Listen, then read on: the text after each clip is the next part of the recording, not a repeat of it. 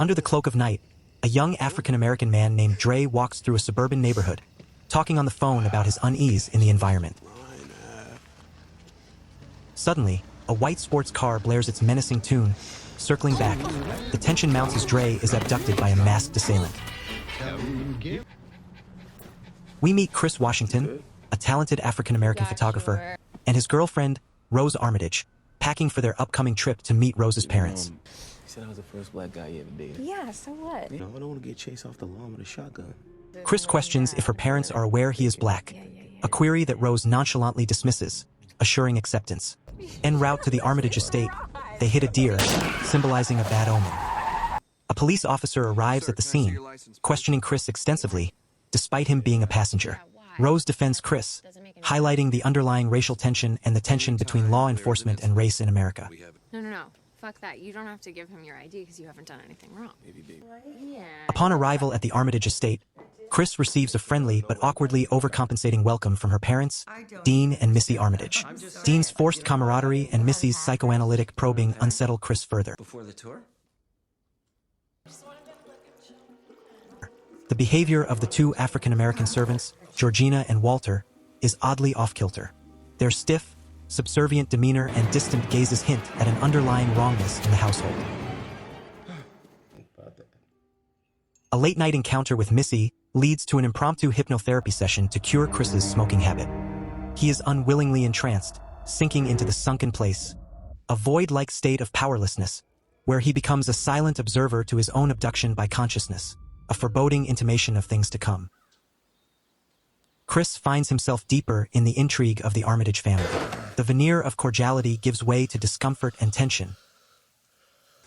Oh, man. Under the sun-dappled trees of the Armitage estate, a seemingly genteel garden party unfolds. Chris mingles among the guests, an affluent, mostly white crowd who seem oddly fascinated with him. Chris endures a gauntlet of overtly friendly but intrusive conversations that reek of racial stereotyping and microaggressions. Questions about his physical attributes, skills as a beast on the sports field, and the perceived benefits of his blackness discomfort him. Amidst the sea of strange interactions, one conversation particularly jars Chris. A chat with Jim Hudson, a blind art dealer who admires Chris's photographic work. I know who you are. I am an admirer of your work. You have a great eye. Jim's sightless eyes seem to probe deeper, hinting at an unsettling envy and a peculiar interest in Chris's vision that transcends mere artistic appreciation. Ooh, you got that right. Chris is taken aback upon meeting another African-American man, Logan King, who sports a look and mannerism starkly out of step with the current black culture. Logan's attire, reminiscent of an earlier era, and his overly polished demeanor raise Chris's internal alarms. An innocuous flash from Chris's camera inadvertently triggers a drastic character shift in Logan. What follows is a moment of raw, distressed humanity as Logan's true self surfaces, hemorrhaging pleas for Chris to get out. Chris is deeply shaken by the scene and retreats to process the day's proceedings. The party, wrapped in a polite nightmare, bears down on him, a diorama of pleasantries pierced by the spike of Logan's outburst. A clear warning that the surface tranquility of the Armitage estate belies a macabre undertow. How long have you known that guy? As the party swirls on, Chris's unease turns into distrust, a growing sense that the gathering is less a celebration and more an auction block, with subtextual bids placed with every lingering look. The meticulous groundwork for the garden party is revealed to be a facade, as the veneer of civility fractures to reveal the horror lying in the foundations of the estate. Following the disturbing incident with Logan, Chris's suspicion towards the Armitage family deepens.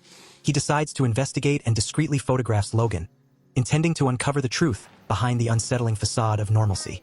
Chris confides in Rose about the bizarre behaviors he's observed, particularly the alarming episode with Logan. Concerned, he sends the picture to his best friend Rod, a TSA agent, hoping for insight. Rod recognizes Logan as Andre Hayworth, a missing person from their neighborhood, confirming Chris's suspicions that something is amiss. I believe they've been abducting black people, brainwashing them, making them work for them as sex slaves and shit. As Rod delves into theories of sinister motives involving hypnotism and abductions targeting black individuals, Chris's feeling of isolation intensifies. Despite Rose's reassurances and attempts to downplay the situation, Chris's apprehension about the Armitage family's intentions grows. Chris stumbles upon a collection of photographs in Rose's room, revealing Rose with numerous black partners, contrary to her claim that he was her first black boyfriend. Discovery shatters his trust in Rose and signals a deeper, more malevolent plot at play within the Armitage estate. Upon uncovering the unsettling truth, Chris decides it's imperative to leave the estate immediately. He attempts to subtly pack and convince Rose they need to depart post-haste. However, the atmosphere thickens with tension as Chris becomes increasingly aware that the house and its occupants might not allow him to leave easily. What? The situation escalates quickly when Chris, while attempting to leave with Rose, is betrayed. Rose sides with her family, revealing her true malevolent nature. You know I can't give you the keys, right, babe? Chris's suspicions are confirmed as he's incapacitated by Missy's hypnotism and forcibly taken to the basement. The facade of the Armitage family crumbles away, exposing the horror underneath. Chris, now restrained in a leather chair in a dark, foreboding basement room, is surrounded by eerie portraits and masks, signifying the loss of self and impending doom. A vintage television flickers to life, revealing a chilling orientation video. Through this hypnotic presentation, Chris learns about the Armitage's secret society and their horrific procedure known as coagula.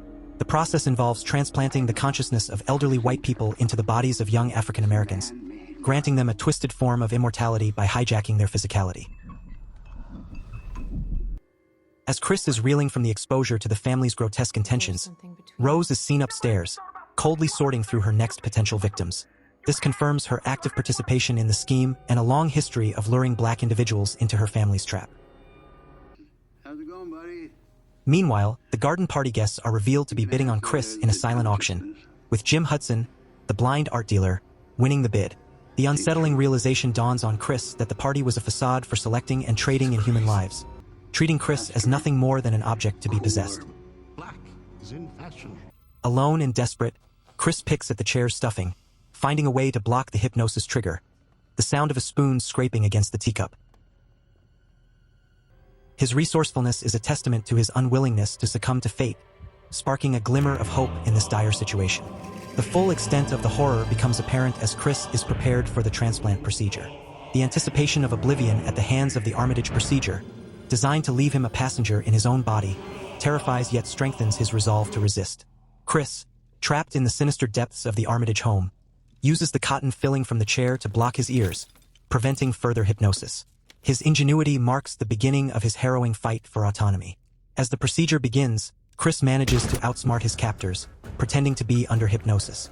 In a heart-pounding sequence, he frees himself and incapacitates Jeremy, one of his captors, before turning the tables on the entire Armitage family. In a fiery confrontation, Chris battles through the estate, facing Dean, who perishes in a blaze sparked by the operating room's fiery contents. Missy, wielding her hypnotic power, is taken out in direct combat, while Chris displays his primal instincts for survival. Rose and Walter give chase, leading to a heart-racing climax.